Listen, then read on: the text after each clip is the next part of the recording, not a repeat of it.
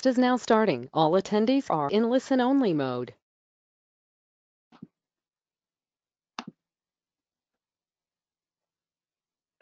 Hey everyone, it is Brian Kaz here, joined by my friend and business partner, Sean Casey. If you can hear my voice and see my screen, which is just essentially a PowerPoint, just say a quick yes in the chat box, just so I know I'm not talking to myself. All right, lots of yeses. That's always a good sign there. So this will be a pretty exciting call right here. We'll basically be talking about what we learned after spending over $5 million on ads in various markets or niches. So this is kind of, we'll have this basically broken down into a couple different parts. On one part, I'll basically talk about a few key points that we learned throughout all this time and all this money spent, and then I'll basically talk about some like live demonstrations of stuff where I'll show you how to spy on others' ads, how to spy on some stats, and also how to basically pick a product and know that it has basically a better chance of being a winner. So the first half will be us basically going through some slides and some key points, and the second half will be more like hands-on live stuff. So pretty cool call, especially if you're interested in ever doing like paid ads, or if you're in it, or pretty much if you have any kind of product online, or you want to have a product or service online, at some point you'll probably want to dive into paid ads as well. So we thought this would be a pretty interesting call for you guys right there. So without further ado, we'll get this show on the road. And once again, welcome to the Wednesday Marketing Webinars. I'm Brian Kaz, and I'm joined by my friend and business partner, Sean Casey. So we'll get the show on the road in just a few seconds right here. All righty. Just need to change one quick then. All right, there we go. So as we start right now, again, this will be what we learned after spending over $5 million in ads online in various markets in just the past few years or so. So once again, welcome to these Wednesday calls. We have these calls every Wednesday at 2 p.m. Eastern Time, which is right about now, where we'll have a live training and or a Q&A call for our members. If you're here or you're registered for this series, you'll get a reminder each week, so don't forget. But if you can't make one, we'll have the recordings in the members area, usually within about a day of any of the calls, and they'll be under the training tab on the left side navigation bar. So you'll click on the training tab, then you click on the Wednesday calls, and you'll see the most recent calls at the very top. So this call you'll see either later today or probably by tomorrow morning at the latest right there. So you can go through that as you wish. And if you want a chance to win $100 today, that will actually give away live towards the end of this call. Make sure to join our free Facebook group, which you can get to if you go to getwebfire.com/FB group. It's that link that you see right there. It is free to join. So if you're not yet a free user of that group, make sure to go to, again, getwebfire.com/FB group, click the join button, and Sharon, who's on this call to help with us, will probably approve of you within like a minute or two or so. So make sure to do that right now.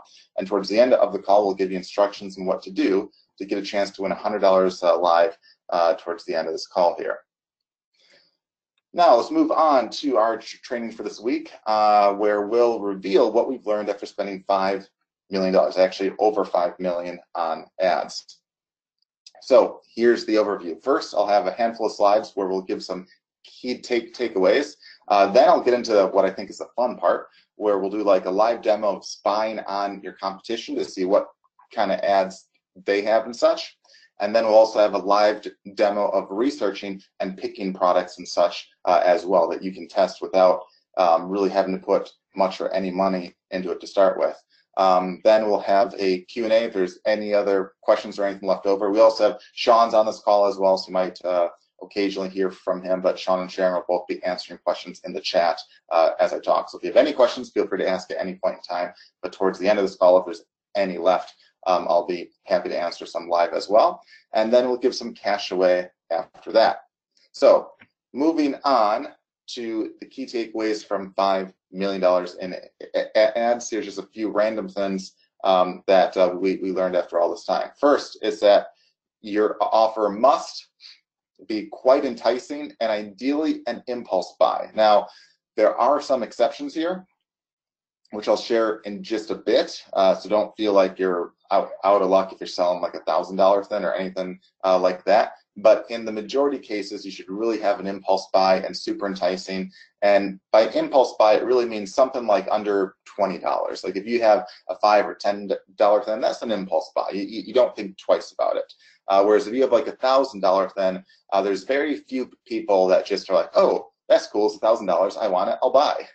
They tend to think a lot more, unless they have like maybe like, you know, tons and tons and tons and tons and tons of money. But typically people tend to think more on that stuff, even if they have lots of money. Whereas if it's like, you know, $5, $10, $15, or $20 then it tends to be more like, oh, that's really cool, it's really neat, I want that, and they get it.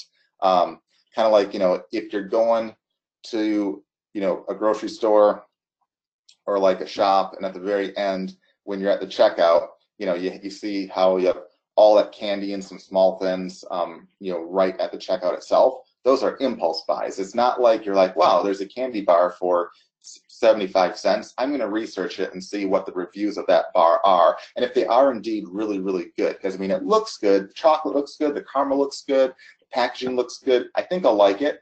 But, you know, I'm going to research this for the next 2 hours and see, you know, what others say. No, you just buy the damn candy bar because it's an impulse buy.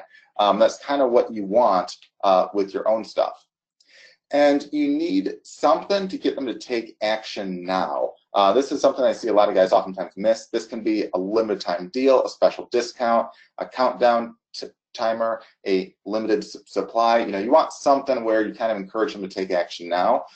Because if they think that they can wait, people oftentimes tend to wait. Whereas if they think there's a special price or a special deal or something, if they act right now, you tend to get a lot more people taking action there.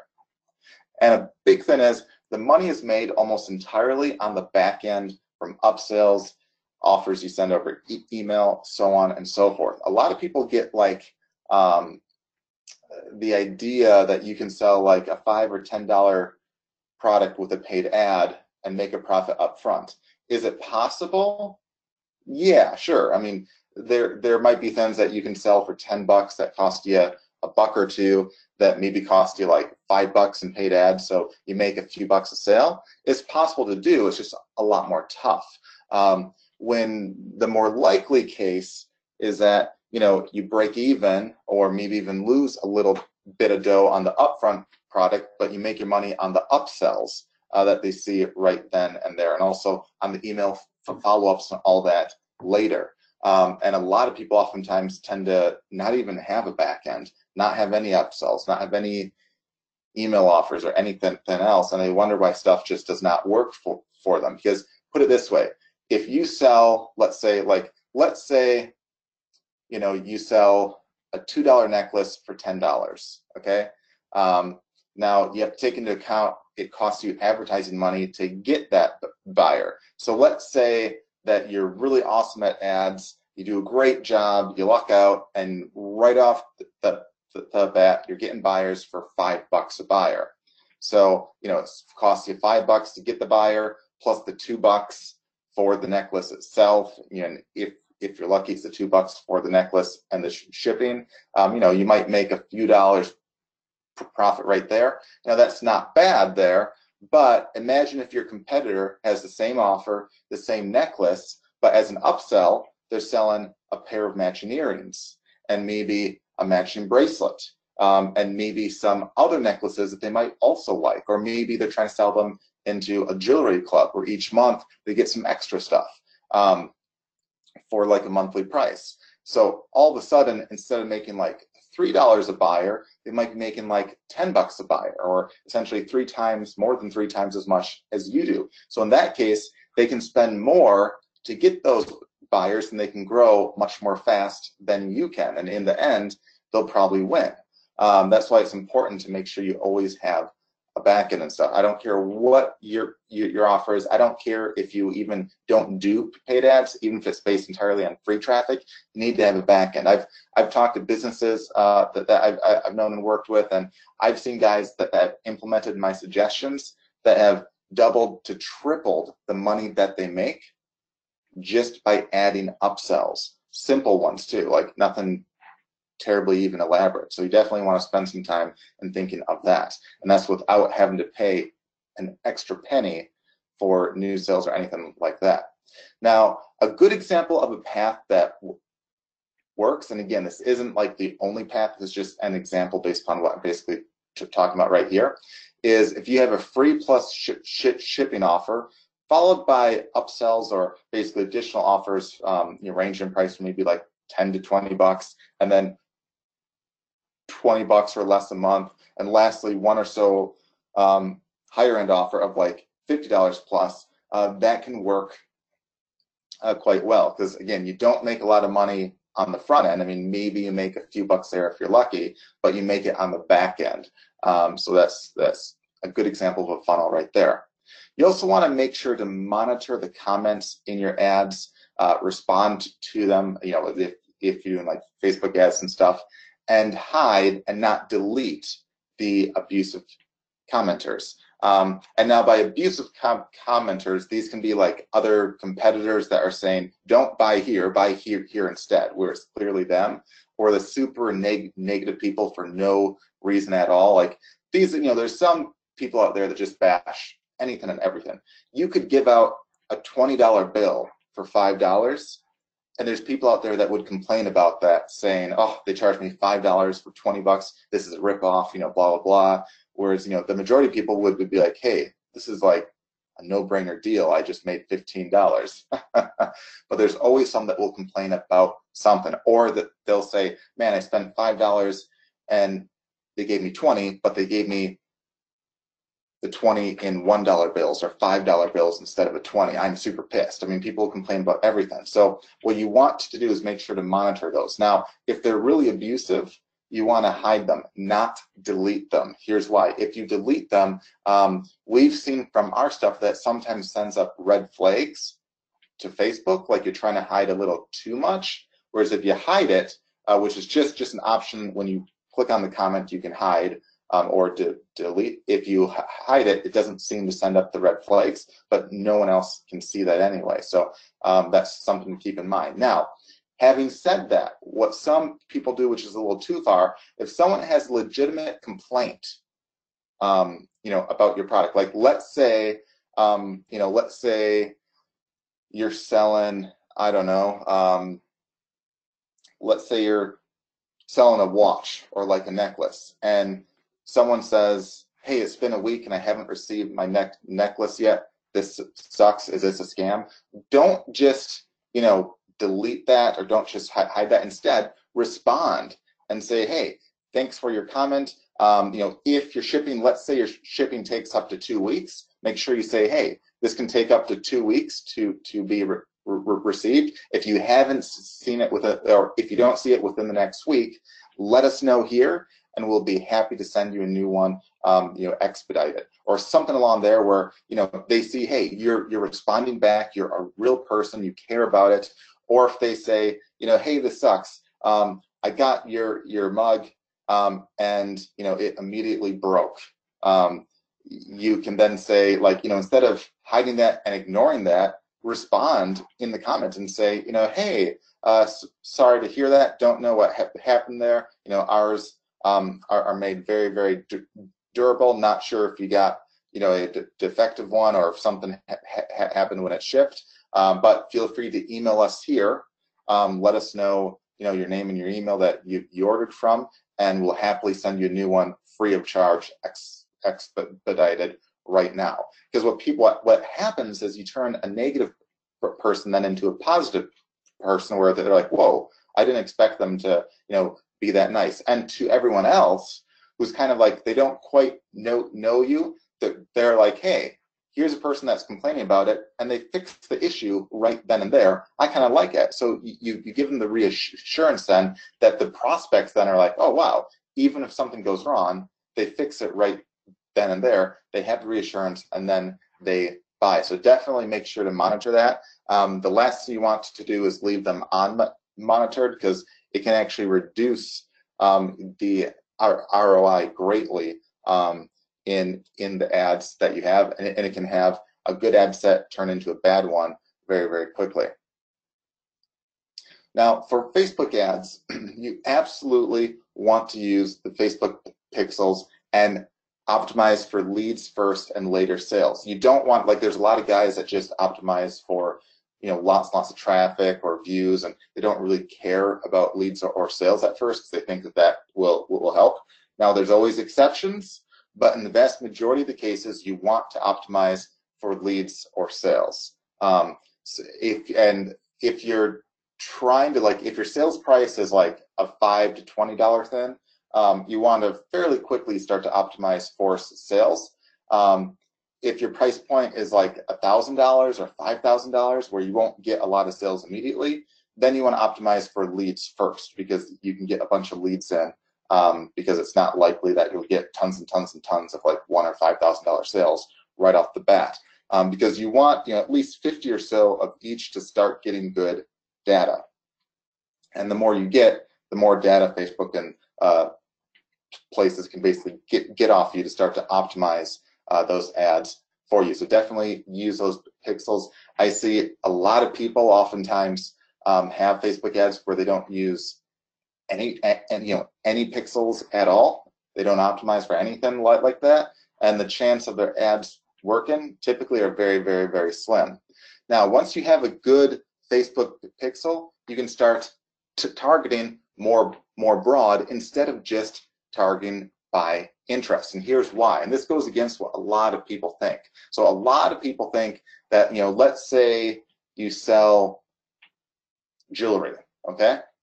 They think, geez, I'll have an offer where I sell a necklace and I'll target everyone that likes jewelry. Makes sense, right?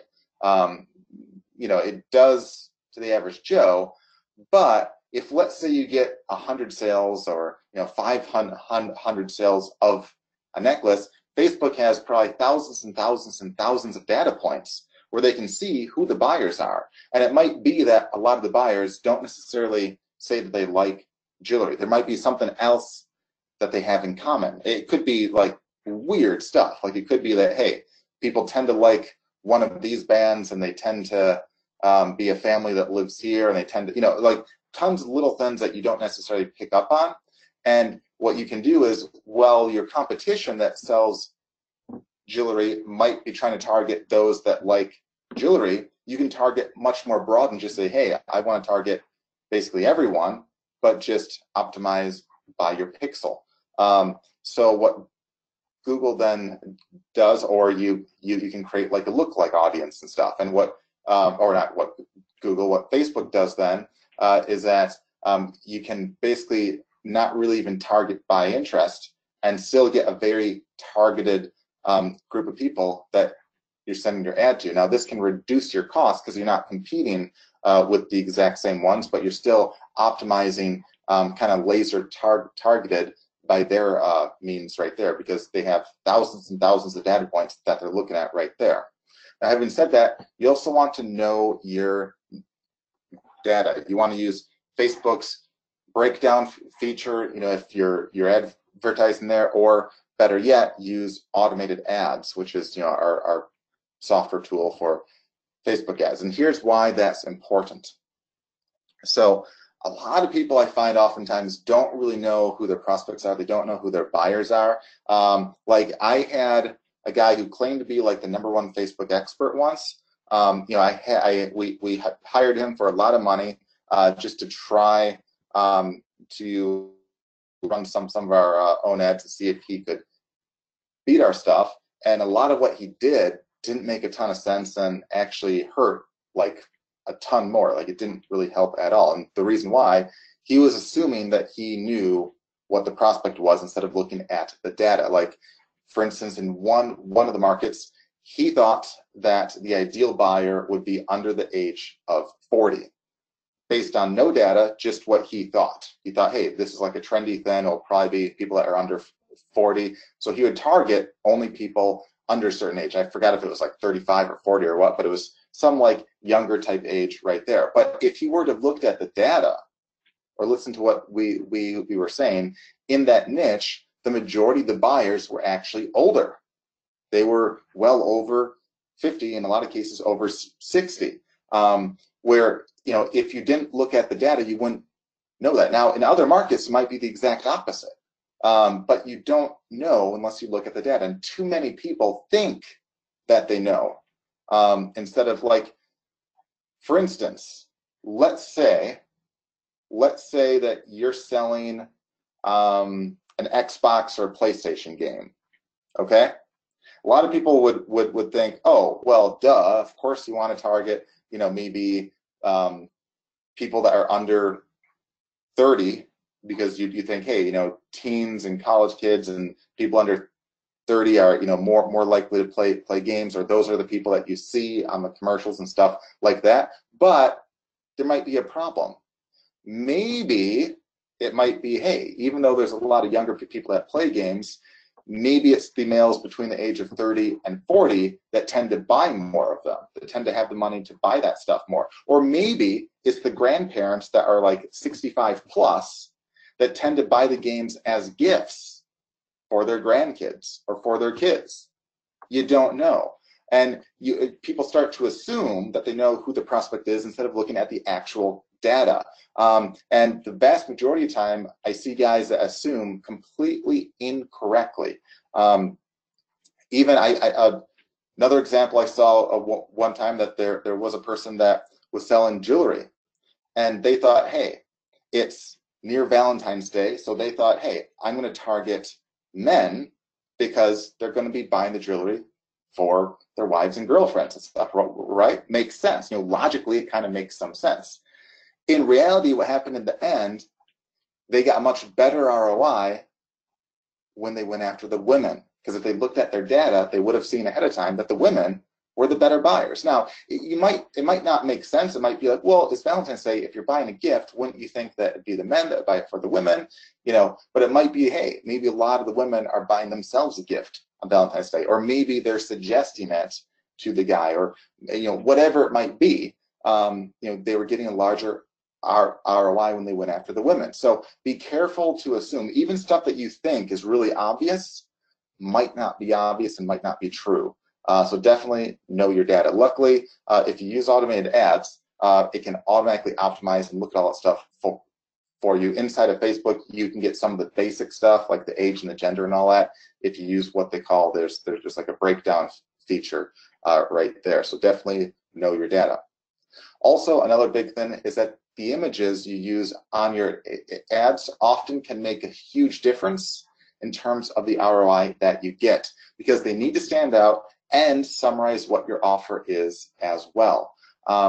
And what you sometimes see as well is that the ads that you use can sometimes die over time. Like, you might have one that's working really well for a few months and then starts to die, and it might just be because your audience gets used to that ad, so you have to change it up a bit. And you also have to test a lot of stuff, like not just images that sum up what your offer is, but ones that pop out more. So you want to test quite a few of those to start with instead of just one, because we've seen ones where, you know, on the Facebook side, a bad ad set can turn very good just by changing around the image that it uses and nothing else. Another one here is you want to use links in the text and the description as well of your ad. So what a lot of people do, they'll have some text above their ad on Facebook, and I'll show what that means when I switch to live screen in just a bit. But they'll have some text, you know, above their Facebook ad, or below it, and usually people just think, hey, people will click the Learn More button, or they'll click on the ad to go to that page, and people often do. But if you have the link again in the text part, you tend to get more click-throughs. So you tend to get more clicks right there, and that, of course, can help your numbers and your ROI a great deal. Now, especially, as I said, for smaller audiences, the images that you use for ads occasionally need to be refreshed to newer stuff to stand out. For larger audiences, you can sometimes get away with it for a longer amount of time, but over time, your audience will get used to the ads that they see. So sometimes you have to change it up. Now, some might last indefinitely. Some might last for 6 months. Some might die after, you know, a month or two, and some might never work. So you have to always be monitoring that. Now, the other thing is the more broad your offer is, the more mass appeal you'll have, and likely the cheaper your results will be. So if you're trying to target a very specific offer to a specific crowd, oftentimes you're competing against a lot of people of that same crowd, so it tends to cost you a bit more. Whereas if you have a broad offer that appeals to a lot of people there, Facebook and those places will tend to have an easier time getting you cheaper clicks and more buyers. So this goes against a lot of what a lot of people say. Like a lot of people say you want a very specific offer, you want to pinpoint that down, you want to target it exactly. Are there some exceptions? Yeah, but typically the more broad appeal your offer is, the more you'll get. So something to think about right there. Now, if you're targeting a high price point offer or service, you can't obviously get impulse purchases. So try to warm up the prospects first. And what I mean is, if you're selling like $1,000, software or service or product, it's not likely that you get a lot of impulse buys. Is it possible? Sure, but it's not as likely. So you want to try to warm up the prospects first in this case. So you can do this by talking about case studies that your prospects might be interested in, and then prompting them to reach out if they want similar results. Or you can have a video basically talking about a case study or revealing information that they'd be very interested in. For instance, if you were trying to target like, let's say, home buyers, you might have a video on, hey, the 3 ways that you can find homes that aren't even listed on the MLS or aren't listed on the market yet. Where, if you're looking to buy a home and you're serious about it, you're like, hey, yeah, I'd be interested in seeing what homes aren't on the market and how I can find ones like that and maybe grab an awesome deal. Then what you want to do in that case is you want to then retarget those who watch a good portion of the video. Now, you should use retargeting in almost all of your ads and on your sites too, because that can get some very good ROI. I mean, your best of your best buyers are people that have already been on your page a long time or have already watched a good chunk of your video or your webinar, or have been to your checkout page and maybe forgot or left it. But if you retarget those that, let's say, watch like half or 3/4 of your video or your webinar, that you have guys that are at least mostly interested in it, because if they're not, they wouldn't have waited that long to stop watching it. So that can be a great way to retarget them with a more precise offer, where even if it costs you a little more per click, you'll tend to get a better ROI on that there. You also should know your target prospect well. What is their age? What is their gender? And again, as I said prior, actually have the facts to back up what you think. So what you think is oftentimes wrong. This is where, again, you want to use stuff like the breakdown feature inside of Facebook, or use automated ads to help do that stuff for you. On Facebook ads, you want to test a variety of placements, from all to just desktop versus just mobile versus just newsfeed versus just desktop right side and so forth, because results can vary a ton. So oftentimes on almost all ad services, especially on Facebook, they allow you to basically change where your ad can be placed. And so the default they have is basically all, where they'll try to optimize it for you, but you can specify just on desktop or just on mobile or whatever. And what you'll oftentimes find is that maybe you get cheaper clicks and leads if you just do mobile, or maybe you get more buyers on desktop but more leads on mobile. And there's like little things like that, and results can vary a ton, especially from niche to niche. So you definitely want to make sure to watch that. Now, for ads that you have on Google Search or AdWords, consider the keywords that you pick. Are they likely to be buyers or just people searching for more information? Oftentimes, you see people that do AdWords tend to just list off a ton of keywords, and I'd say a lot of times 90% of the keywords that they enter are just like keywords that aren't necessarily buying type terms. Like they're keywords that people might search for if they're looking for information on a product versus looking to buy one. or information on a niche, I should say, versus looking to buy a product. So definitely try to brainstorm a whole list of keywords or use the keyword tools and stuff that we have, and try to use some common sense to think, hey, which of these would be more likely to be those are looking to buy right now versus just looking for information. You also want to look into other ads sources too, like email ads, banner ads, so on and so forth. Reach out to places to buy mailings and ads as a test and see where others are advertising. Now, one way that you can kind of spy to see where others are advertising is you can use the backlink tool inside of Webfire to kind of help spy on the competition and see maybe where some of the traffic is coming from.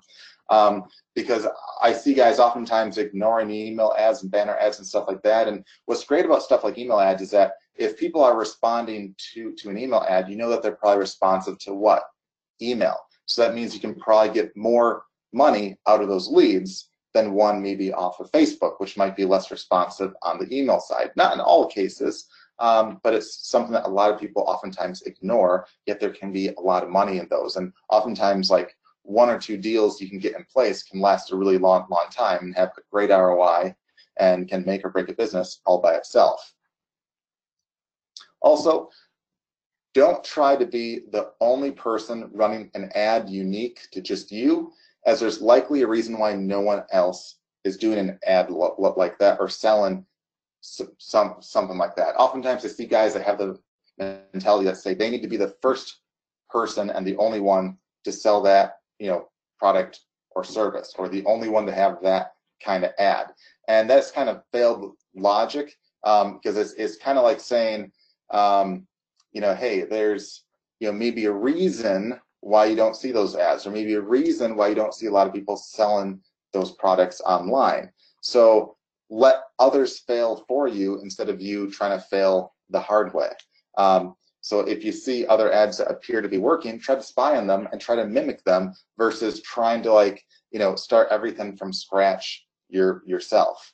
So that's, again, something to consider right there, and tends to go against what a lot of people tend to think. And even if you find a unique thing that's completely unique to you, if it works, others will follow. So you won't be like the only guy there. So it's not like you have to be the only person in your market, because a lot of these markets are huge and there's plenty of room for tons and tons and tons of people. Instead, try to see what others are already advertising, see what their comments are saying, the good and the bad, and how many comments and such that there are, because that can give you an idea of the popularity or size of the ad. And sign up and buy their stuff to check out their funnels and future promotions, and then try to mimic what seems to be working, because that can oftentimes give you a lot of good ideas. And it can say, hey, if they have tons and tons and tons, like thousands of comments and hundreds of thousands of views of their videos and all that stuff right there, it gives you the idea of, hey, this ad clearly is working for them. So maybe you should sign up for their list, or maybe even buy what their offer is, see what upsells they have, and that, hey, if it's working for them, it can probably work for you too. So that does not mean like copy stuff word for word or anything like that, but it can give you an idea of what's working and what's not, so you don't have to start from scratch. You can check on the number of views and comments and the age of comments and spy on their other ads, and I'll show you a live demo of how to do that in just a bit. You can also spy on their shortened links if they use those, and I'll do a live example of that as well. But of course, we don't like to use shortened links like that ourselves, because again, they're easy to spy on. So I'll share with you what those are. Those are links like Bitly and stuff like that, where you can take a long link and turn it into a short one. But there's ways where you can spy on that stuff. And I'll share with you a live example of that in just a bit. Now, you want to do all this for several competitors and try to take the best of the best from each one and combine it into your own offers. In many cases, you can even test theirs first, just as an affiliate. If they offer, an affiliate program, you can sign up and see how well those tend to do there before trying to make your own. You also want to test the easiest way first before diving into something. Now, in this case, sites like AliExpress.com can be great for this, because you can basically drop ship lots of products very, very cheaply, so you can test stuff first before having to dive into it and spend a lot of money. And I'll do a live example of that as well. The other thing we learned is that giveaways or contests can be a great way to get leads and even some sales, and to also test to see if there's an interest. Because if you can't give something away for free or in a contest, chances are it'll be super hard to sell it. Because if people don't want to grab it for, free in like a contest, chances are there's not much of an interest there. The other thing is, although blog posts filled with good content can get very cheap clicks, because it looks like Facebook and Google and those guys tend to favor like lots of content filled stuff because users tend to like that more. Typically, a simple, short opt-in page will get the cheapest leads, with a few exceptions, of course. So it's not like that's in all cases, but longer ones tend to not work as well. So short opt-in pages typically tend to be long ones, not in all cases, but in most. And even though a long blog post can get a lot of cheap clicks, that doesn't always turn into cheap leads or sales.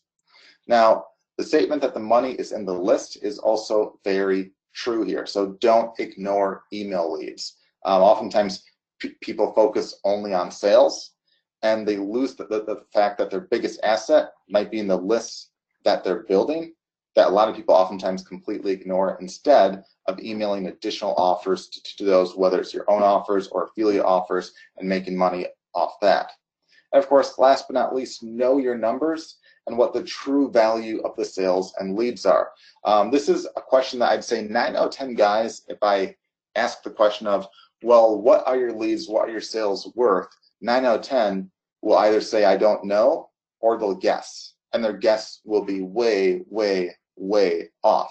Because the reason why this is kind of scary is, let's say you have $1,000 product, okay? Let's say you sell some software, or let's say you have a service that you sell for $1,000.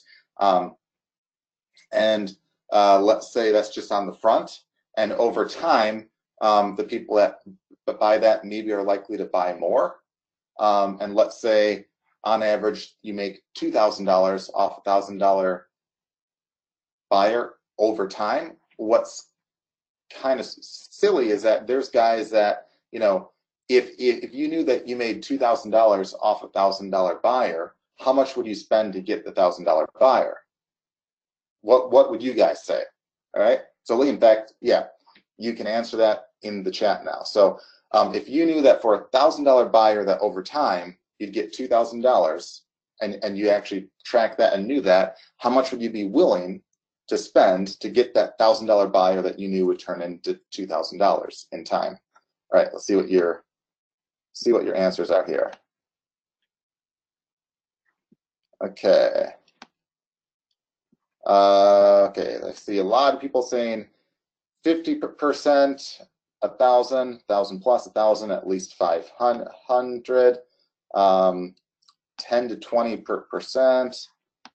All right, I see 1,000, over 1,000. All right, so some of you are on the right track. Some are a bit off. So let's say if you knew that you could make $2,000, so some of you had said that you'd only spend, let's say, $500. So you're telling me that if I offered you a $20 bill, you'd only pay me $5, no more. You wouldn't pay $6, you wouldn't pay $7, you wouldn't pay $10.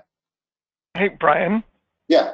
Well, they're answering that. Let me jump in, because it's important for people to understand what you're talking about. Sure. And the value in the trade-off you make, because when you ask the question, how much would you spend, the next thing that you've got to kind of look at is like, how much volume do you want to do? So yeah. Let's say you're getting $1,000 buyers and you can get them for $500. Well, obviously you want to get as many as you can for $500 or less, right, guys? I mean, because they're more profitable. But would you say, oh, you know what, there's no way I'm spending $501, even though I'd get $1,499 cash in my pocket profit, there's no way I'm spending 501. I'm only going to spend 500. Does that sound stupid to you? Hopefully you write in big capital letters, yes. Because I want to be sure, Brian, that they really understand this, that obviously you want to pay as little as possible to get big time value, to make a profit. And hey, you're going to have ads, that will, you'll get a buyer for $200. Okay, but if you want to scale and you want to do bigger volume, then you'll pay more to get more volume. It's just a natural consequence. But how many people would be happy to double their money every single day they ran ads? Who here? Raise your hand. Say yes. Because if you're not happy with doubling your money every day, then you really shouldn't go into business. Yeah. Okay. And that's a great point too. Like, you might have some really good ads that only cost, let's say, $200 to get a $1,000 buyer, but it might be that you can't really scale those. So although those are really great, and you might make like some dough off that, if you can't really scale it large, you'll never make a ton of dough off that. Whereas you might find on a larger scale, it might cost you, let's say, $900 to get a bunch of $1,000 buyers that turn into $2,000. That's still an awesome deal. Even if you spend $1,000 to get a $1,000 buyer, you know that over time they're worth $2,000. That's still an awesome deal, especially if you can scale that up. Now, I see there was a couple of guys that were saying, like, 10, that they'd only spend 10 to 20%. And if you're basically getting a $1,000 buyer up front that's worth $2,000, if your mindset is, I'm only willing to spend 10 to 20%, chances are you will fail. And chances are you're not thinking right either, because you might have some really good ads where you might only spend 10 or 20% of the profit, but typically you'll spend a lot more than that. And if you can scale, you can make a lot more too. So you definitely, that's why it's super important to have a back end where you make a lot more on the back end, where you can spend more to get a buyer, because you can make more on that right there. But you also want to, again, know the value, because like I've seen guys in the past that were way off on their values. I knew a marketer once that thought he was losing money, so he was selling a very expensive like a software and course and stuff, and he thought that he was actually losing about $1,000 a sale. Now, part of that was because he had like a bunch of payment plans and stuff like that. So up front, it didn't necessarily look terribly great. But if you looked at it over the course of a few months, he was actually making $1,500 or so for every buyer. So for every buyer he got, after all ad costs and everything, he was making $1,500 profit. And he actually initially wanted to stop all that. Like he wanted to stop those ads because he thought he was losing a lot of money. Because again, he didn't know the numbers of it and didn't look at what the actual stats were. And this is like a very smart guy. So, and I'd say again, like 9 out of 10 guys tend not to know what their numbers are, tend not to really know that stuff. So it's important to spend some time to really know the value of the sales and the value of the leads too. Even the leads that don't buy initially might buy other stuff in the future. So you have to know what the value of all that is right there. All right, so moving on, I'm going to briefly show you a live demo of how to spy on your competitors' ads, and also how to basically pick and research offers out there without having to go out of product or go out of pocket or anything like that. So I'm just going to pause the screen for a second as I switch on over. So one of the first things that you should do, or there's actually a few things, is if you see an ad that you're interested in, you want to make sure, if you're on Facebook, to try to like and join other pages and stuff like that. And if you see an ad that you like, you can look at it and get some info on it. Like right here, here's something selling. I don't know what this is. It's just one of the first ads I saw. it looks like a mentor box to type in. It has, you know, a video. I'll just pause that for right now. And you can see, hey, let's see how popular this is. Oh, it has 47 comments, has almost 1/3 of a million views. That's not bad right there. You can start to see, like, you know, maybe what the comments are, you know, if they're positive, if they're negative, and you get a whole bunch of, like, you know, a rough idea of, you know, what this is right there. And you can see the size of it. Now, logically, you'd say, hey, this is not a bad size. If there's like 1/3 of a million views and 47 comments and 3,500 likes and stuff, you know, it's probably a decent amount of, you know, they probably ran the ad a decent amount of time right there. Now, so that can give you a little idea right there. The other thing that you can do to spy on them is you can click on their page. So at the very top, you'll see a link right here at the top of any sponsored ad, and you can tell it's sponsored because it'll just say sponsored right here. If you click on that, we'll just click on it in this case, it goes to their page right here.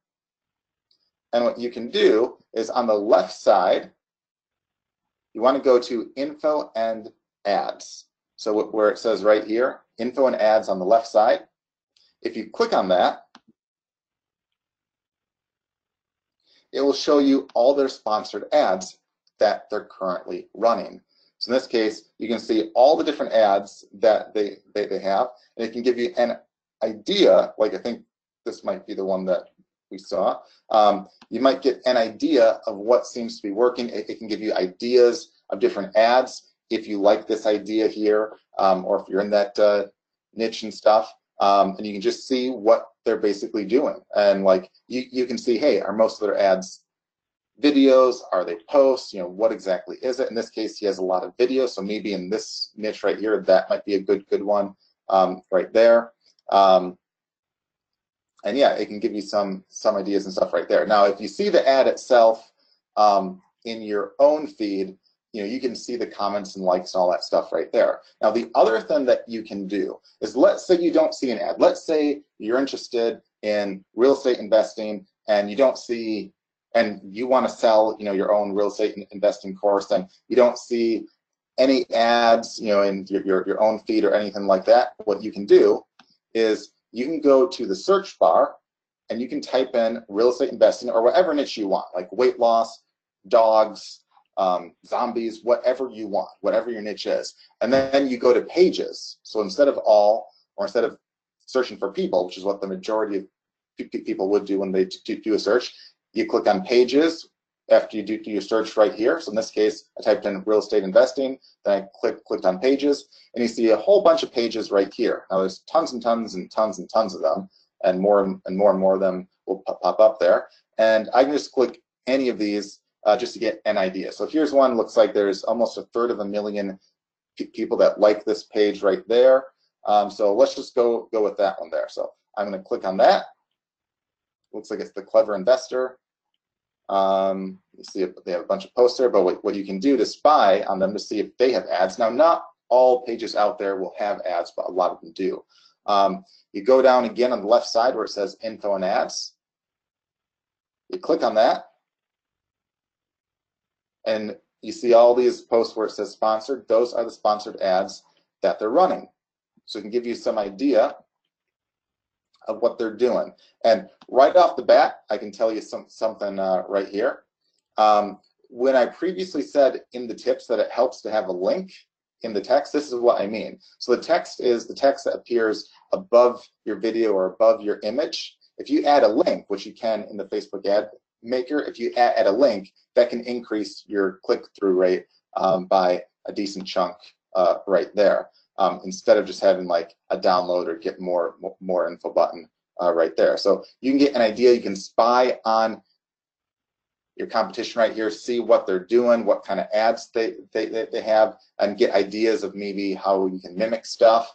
And again, you can search like almost any page you want and just do the same thing over and over and over and over again right here. The other thing that you can do as well, which is kind of cool, is sometimes some of these will have a link, you know, that is basically a shortened link. Like there's services called like link shorteners or like URL shorteners. There's like Bitly and ones like that, where if you just go to bit.ly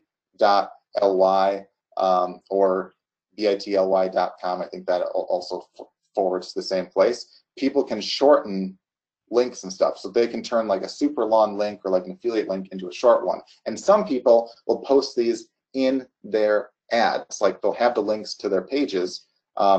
Go there, and then sometimes we'll post those up right here. An example of it, I didn't see one off the bat right here, but I know Sean found one on his, and here's the one that he found.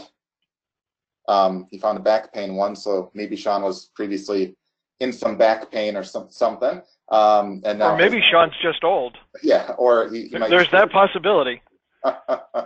And speaking of which, by the way, everybody, it's Brian's birthday tomorrow, so wish him a happy birthday. Speaking of getting old. This is true. I'm getting old now.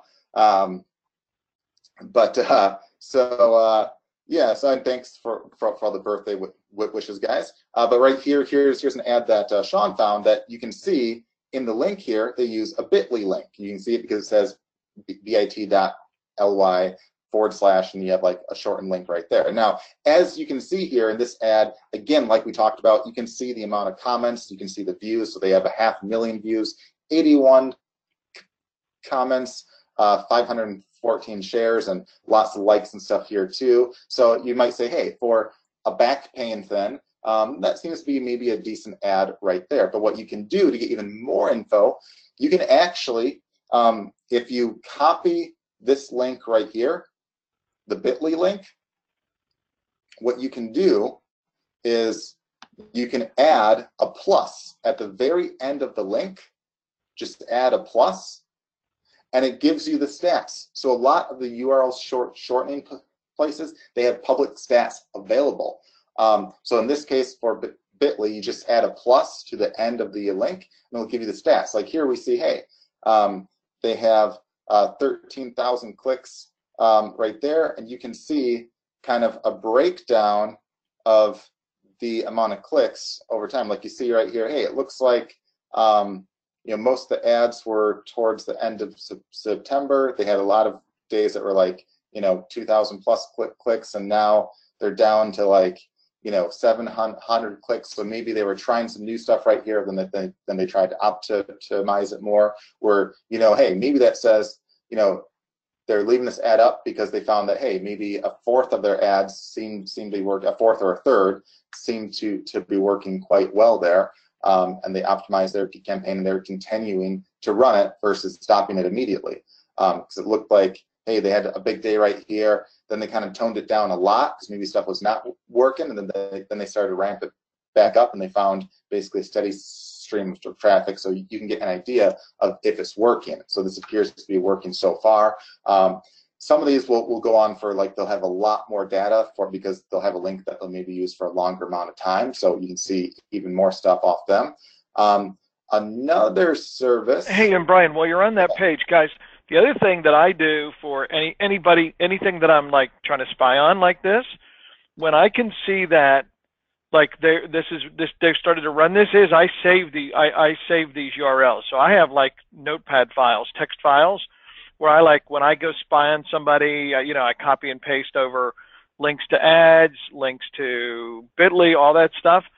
But if you're like, hey, you know what, this is a good idea, and I might want to do this like in a couple weeks or whatever, or check it out, save the URL, come back in a couple weeks and see if they're still running the ad, because you're like, wow, they've been running this for like a month.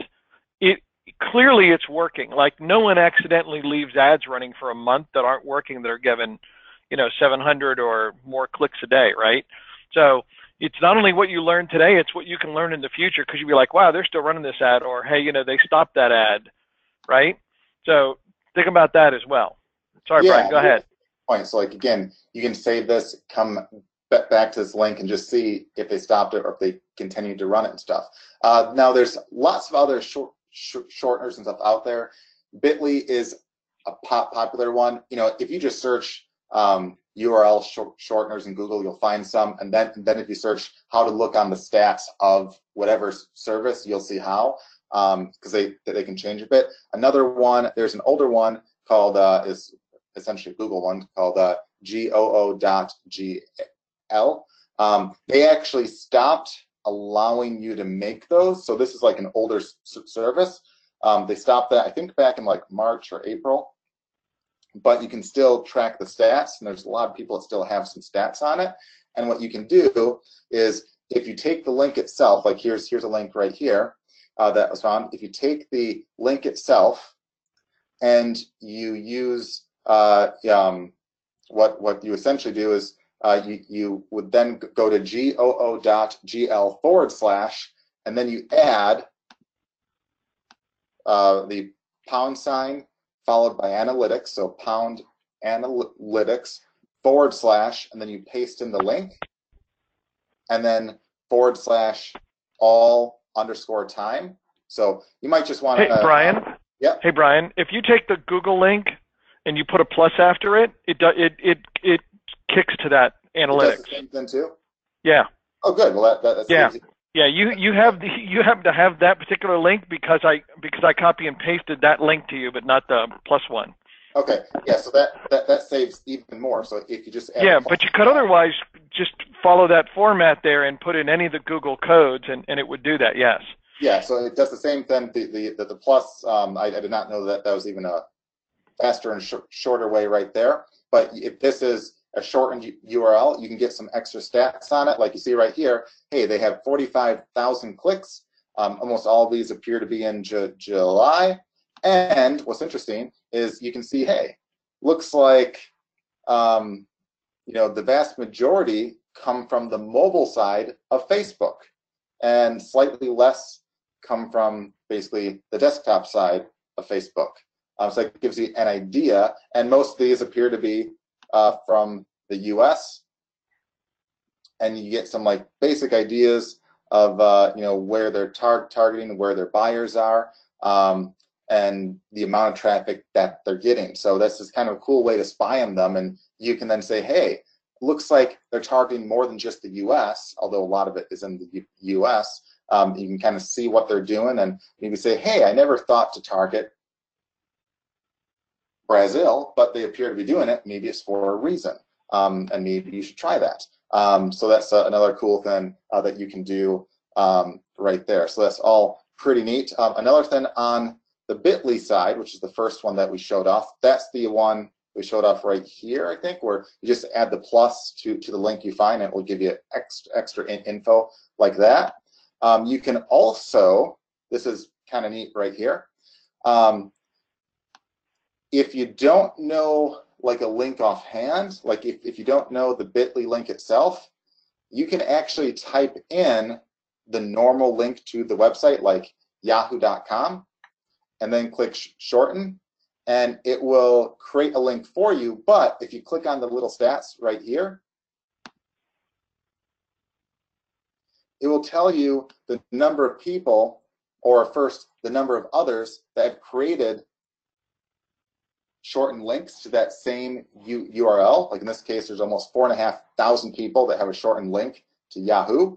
And in total, they have almost 1.7 million clicks. So you can try to like spy on your competition through that as well. But if you have the shortened link itself, again, you can just add the plus to it and see lots of data on Bitly right there, and lots of data on the Google one right there. So pretty cool stuff right there. So that's, again, great ways for you to, again, spy on the competition, see what ads they have, see what appears to be working, see what their comments are. And last but not least, I promised to briefly share after how to spy on the competition, how to look at like great products and stuff to sell but not spend a lot of money. So if you're trying to test to see if stuff sells, and you don't want to like spend a lot of money up front, you don't want to like buy stuff that you have to ship out or anything like that, especially if it's like a physical product, first and foremost, you want to spy on your competition first. See what they're selling first to get an idea. But you can also go to sites like AliExpress, which can drop ship on your behalf, and just see what's selling. Like if you saw that, hey, there appears to be some guy selling cat toys, let's see what sells well. You can type in cat toy here. This is just AliExpress.com. Then you can search by the number of orders. You just click right here. And in this case, we see, hey, there's over 8,000 that have bought basically catnip stuff. It looks like it's well, you have 15 to 20 piece set right here, and they sell for about $1 a piece, and they ship for free. So the cost of the catnip plus the shipping is only about $1. Or here's some artificial plush toys right here, like small fish that go for about $1 a piece. Here's also a cat toy right here, goes for 85 cents, including shipping. Here's a laser in the shape of a mouse. That's kind of cool, for basically $1.25. Here's looks like a little flying kind of mousy thing that they knock on over and stuff. That goes for, again, 68 cents to $1.43. And that's looks like a 3-piece set right there, and that has free shipping. Here's a higher end thing where it's kind of like some weird toy right there. It goes for like $6 to $8 or so right there, and you can just get an idea of like here's one. This is kind of like a cool thing right here that you can get and ship for less than $2. And you can basically drop ship straight to the client for less than $2. They might think this is easily a $5 to $10, if not more, value right there. If it goes around by itself, they might think, hey, that could easily be like a $10 value right there. That might be a cool thing that you can sell on the front end. And then you can also look and say, hey, what are some maybe higher price point stuff that I could get? And you can see what stuff is maybe a bit that looks like it's of higher value that you could sell as like an upsell, like maybe like some of the toys like this or the laser thing, or you can get like a lot of the impulse buys to have them come in to maybe buy the first toy to start with, then say, hey, all these extra toys are kind of cool, I want all this stuff too. And you can turn that like $5 to $10 buyer maybe into like a $20 buyer and get a lot more out of them right there. So that's how you would search for that stuff. You can also search to see like maybe what the newest stuff is. Just see like what new stuff is out there. Just click on new. You can also search up and down by price point and stuff to try to get an idea of what some super cheap stuff versus more expensive stuff is. Like there's some super cheap stuff for like 13 cents including the shipping. I don't even know how they do it that cheap right there. You can also search on the high end for the more expensive stuff to get an idea of all that as well right there. So yeah, so that, and again, you can search in any niche you want, even in stuff like the jewelry niche. You can get some like really awesome cheap deals there. We'll go for, let's do necklaces and pendants, and I'll do orders. And here you see like a simple thing like this, 33 cents to 54 cents. Here's one under $1 right there. A lot of these right here are stuff that again ship for under $1 and look like they're of value. Like here's a cool thing that looks like it glows, and that's essentially $1 right there, but it looks like, hey, that could easily be like a $10 or $20 value, if not more, even like a $29 value that people would really like. So this is how you can find lots of products and just basically drop ship straight to your clients. What you can do is you create these ads and you sell it using these first. So you don't like buy the product in bulk or anything like that. You just sell it with these. And then if it takes off, great. You can try to add more stuff to the back end.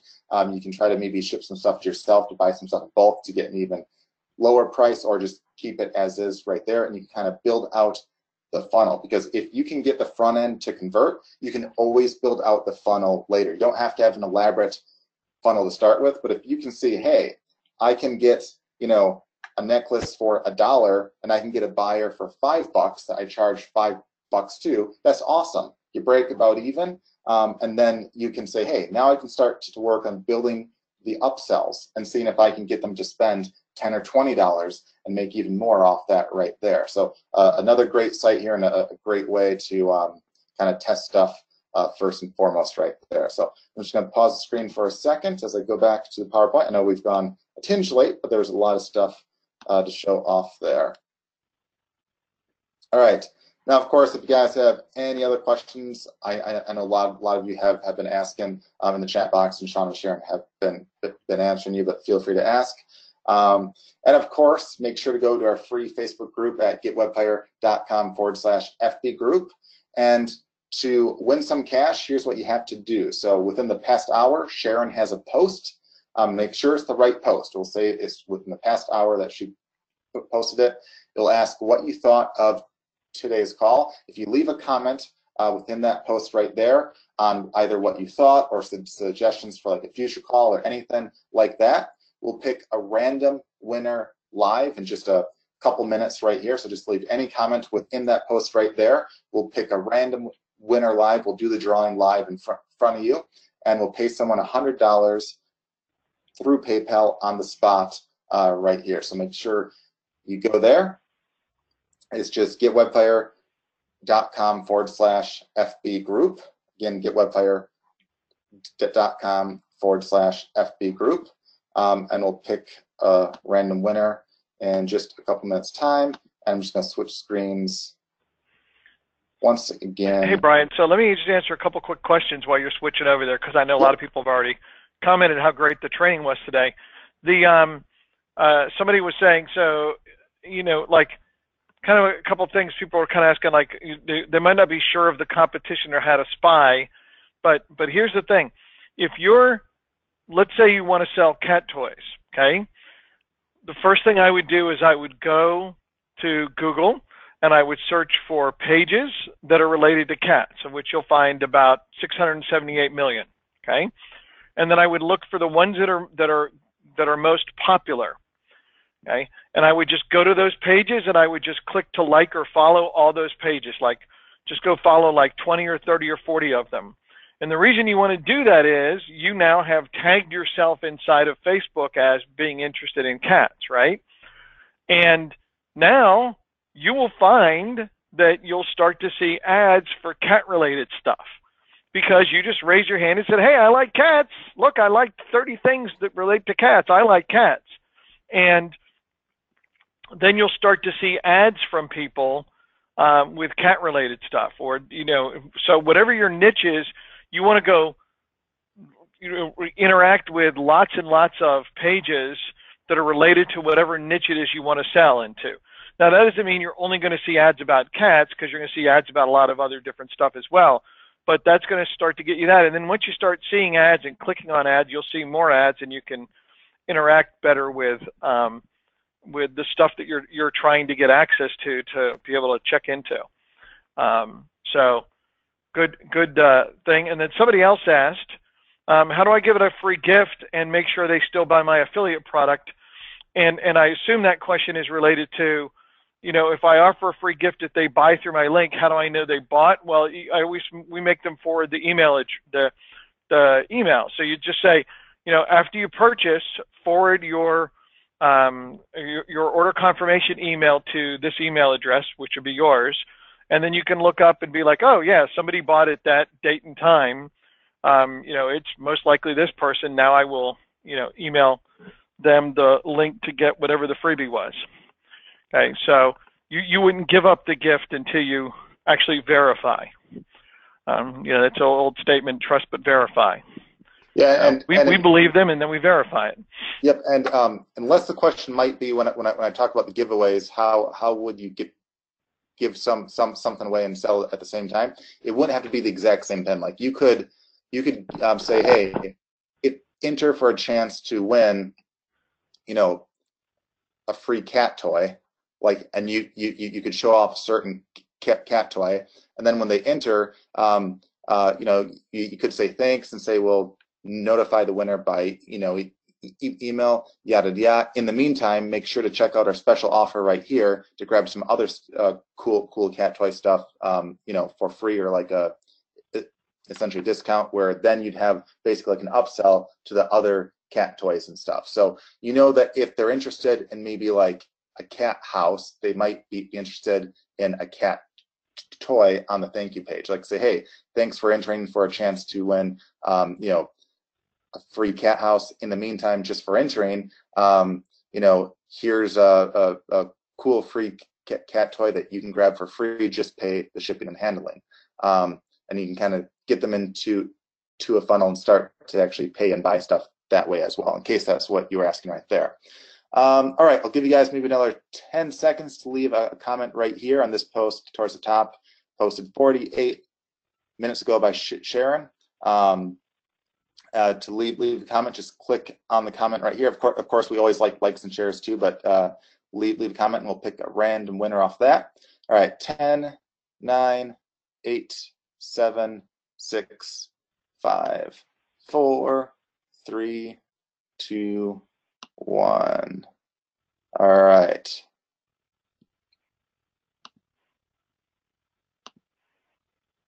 All right, see a lot of comments. Let's just check to make sure there's sometimes a few outside. Oops. All right, a few posted outside.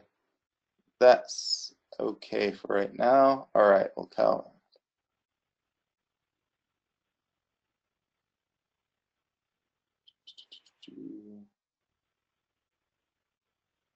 All right, so 56 plus, I think there were 2 outside. 1, 2, all right, so 58 in total. All right, so 1 to 58, Sean, who do you think the winner will be? This is at random.org to make it completely random. 17. All right, let's see, I'll click on generate. 43. Oh, yeah, that's what I was going to say. Off by that was just my second choice. 43. Good news is this is you. I can't count to 43, so. We'll go backwards. In fact, you're almost 43 years old. That's a really, really big coincidence. 5. Not quite, not quite. 54, 53, 52, 51, 50, 49, 48, 47, 46, 45, 44, 43. All right. Russ Nicholson, if this is you or looks like you and you graduated in 1990, congratulations. You are $100 richer, or you will be, as soon as you post up your PayPal email in the chat box to Sharon. So again, congratulations to Russ Nicholson for being this week's Wednesday Marketing Webinar winner. And once again, guys, we'll have the replay up either later today or tomorrow morning in the members area under the training and the Wednesday calls. It'll be at the very top.